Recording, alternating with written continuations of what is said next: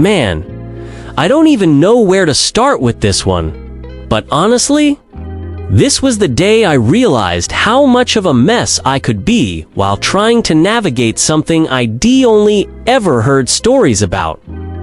I woke up feeling like today was going to be different, you know? Like the universe was somehow hinting that something big was about to happen, though at the time I had no idea how much I'd be sweating, stuttering, and overthinking every single move. I got out of bed, looked in the mirror, and immediately questioned every choice I'd ever made. Hair looking decent. Check. Breath halfway tolerable. Hopefully, confidence level. Let's just say I was borrowing a little from my imaginary future self. I had been talking to her for a few weeks now, and somehow we'd gotten past the texting awkwardness into this point where we could hang out in person without me instantly feeling like a fumbling idiot.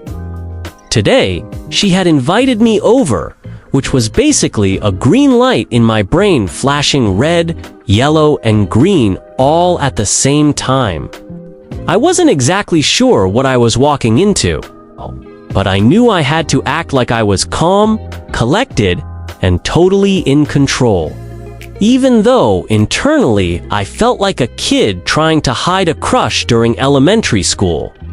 So, I left my apartment, hands sweaty, mind racing, trying not to imagine every possible scenario where I would completely ruin the moment.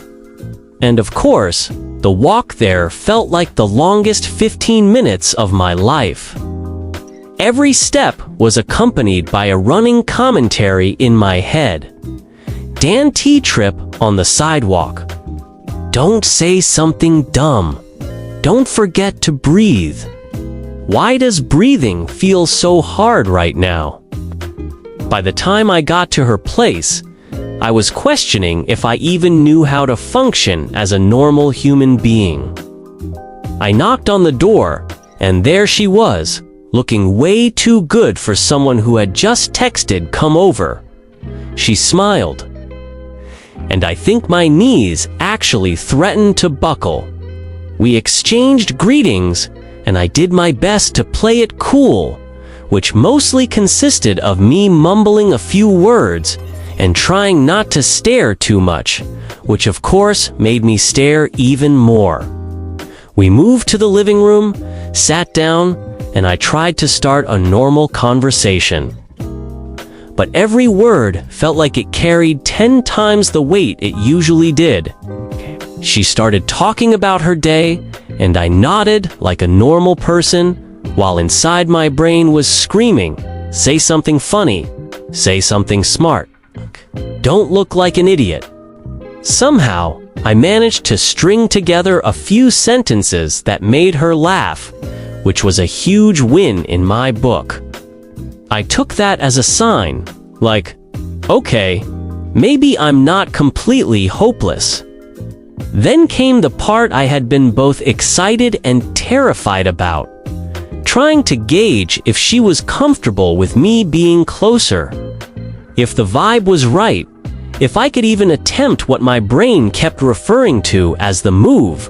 I didn't want to rush, but I also didn't want to chicken out, because this was my first time and I didn't exactly have a manual. So, I did the only thing I could think of. Asked if she wanted to watch a movie. Safe, casual, low-risk, and socially acceptable. She agreed, and we moved to the couch.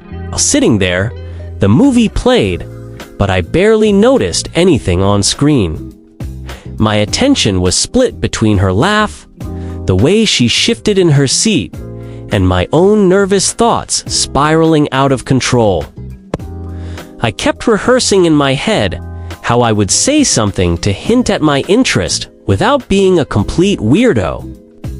Every time I thought I had the perfect line, it came out awkwardly, but she still laughed, which made me think maybe I was doing okay. At some point, I realized we were sitting closer than before. The proximity made everything feel different, more intense, more real. I didn't want to make a move that was too bold, but I also didn't want to overthink and miss the opportunity. So, I started with small gestures. I brushed my hand lightly against hers, just testing the waters.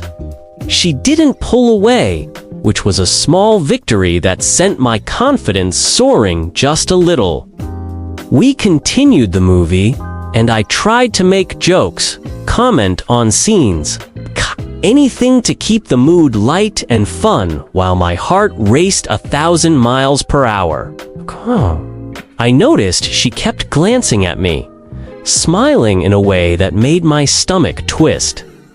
I figured it was now or never, and somehow, despite the chaos in my brain, I managed to say something along the lines of, "So, this is kind of a weird question, but can I kiss you?"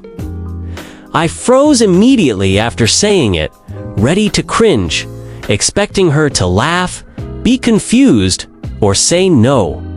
Instead, she smiled and nodded, and my brain short-circuited for a second because that simple gesture felt like the biggest win of my life.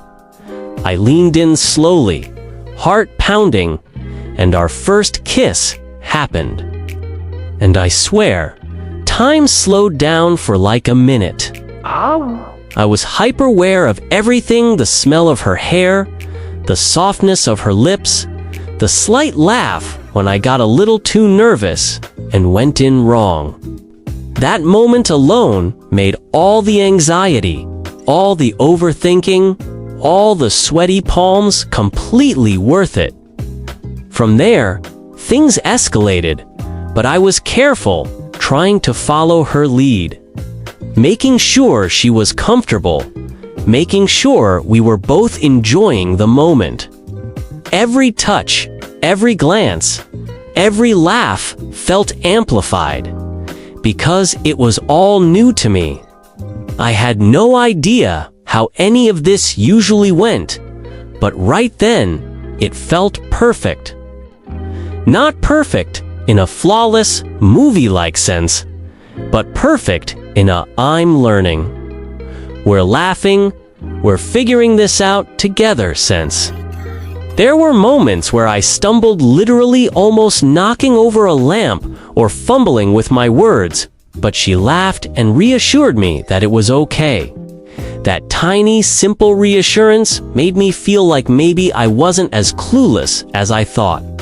I realized that first experiences are messy, chaotic, and full of little missteps, but that's what makes them memorable. The tension, the nervous energy, the unexpected laughter, all of it built up to this weird, exhilarating, heart-pounding roller coaster that I wasn't ready to get off.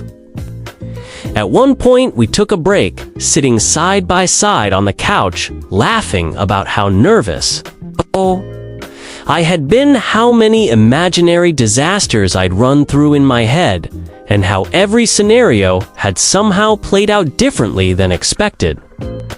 She joked that I'd overthought everything, which was true, and I had to laugh along because it was exactly what had happened. That's when I realized the first time doesn't have to be perfect, eh? It just has to be shared with someone who makes you feel safe, excited, and alive. Eventually, things calmed down, and we sat together in this comfortable silence, a little closer than before, feeling the aftermath of something new and intense.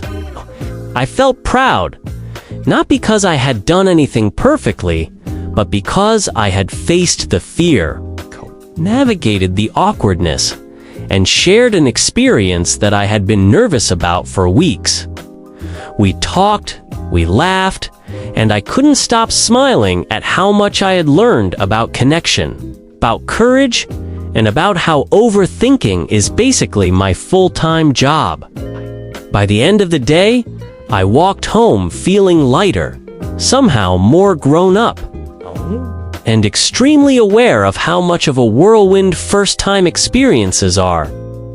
I realized that it's less about the mechanics of what you do and more about the shared moments, the laughs, the little stumbles, the human chaos that makes it unforgettable.